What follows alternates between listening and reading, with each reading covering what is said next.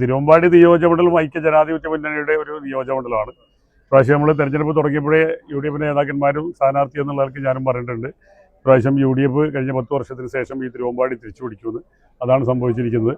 ഈ തിരുവമ്പാടി നിയോജകമണ്ഡലത്തിലെ കാർഷിക മലയോര കുടിയേറ്റ ഗ്രാമം എന്നുള്ള നിലയ്ക്ക് കഴിഞ്ഞ 10 വർഷക്കാലമായി കൊട്ടിഘോഷിക്കപ്പെട്ട വികസനത്തിനപ്പുറം സാധാരണക്കാരൻ്റെ വിഷയങ്ങൾ അഡ്രസ്സ് ചെയ്യുന്ന ഒരു വികസനവും നാട്ടിലുണ്ടായില്ല എന്നുള്ളത് തന്നെയാണ് ഈ ഒരു വിജയത്തിൻ്റെ ഏറ്റവും വലിയ കാരണം.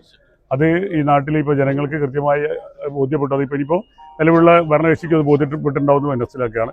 അതോടൊപ്പം ഒരു കൂട്ടായ്മയുടെ വിജയമാണ്. ഐക്യജനാധിപത്യ മുന്നണിയുടെ മെഷീനറി ഏറ്റവും നന്നായി പ്രവർത്തിച്ച ഒരു കാലഘട്ടമായിരുന്നു. വളരെ എണ്ണയിട്ട യന്ത്രം പോലെ ഈ 209 ബൂത്തിലും നന്നായി പ്രവർത്തിച്ചു. അതിൻ്റെ റിസൾട്ട് കൂടിയാണ്.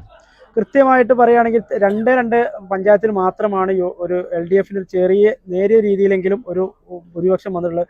മറ്റൊരു കൂട്ടായ്മയുടെ ഒരു ഫലം തന്നെയല്ലേ? 100%. ഒന്നാമത്തെ ബൂത്ത് തുടങ്ങുന്നത് പുതുപ്പാടി പഞ്ചായത്തിൽ നിന്നാണ്. അവസാനത്തെ ബൂത്ത് വരുന്നത് കൊടിയത്തൂർ പഞ്ചായത്തിലാണ്.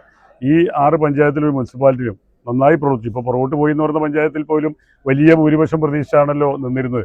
അപ്പോൾ അവിടെ നിന്നൊക്കെ അത്ര കുറച്ച് ചെറിയ ഭൂരിപക്ഷത്തിൽ കൊണ്ടുവരണമെങ്കിൽ അവിടെയും ഐക്യജനാധിപത്യ മുന്നണിയുടെ മെഷീനറി നന്നായി പ്രവർത്തിച്ചു. പിന്നെ ഞാൻ ഇന്നലെ മാധ്യമങ്ങളോട് പറഞ്ഞ മാതിരി അവർ രാഷ്ട്രീയ വോട്ട് പ്രതീക്ഷിച്ചല്ല നിന്നത്. വേറെ എവിടുന്ന വലിയ ഒഴുക്കുണ്ട് എന്നാണ് അവർ പറഞ്ഞിരുന്നത്. ഒഴുക്കാൻ കൊടുത്ത വല്ലതും ഉണ്ടെങ്കിൽ തിരിച്ചു പോകാനാണ് അവർക്ക് നല്ലത്.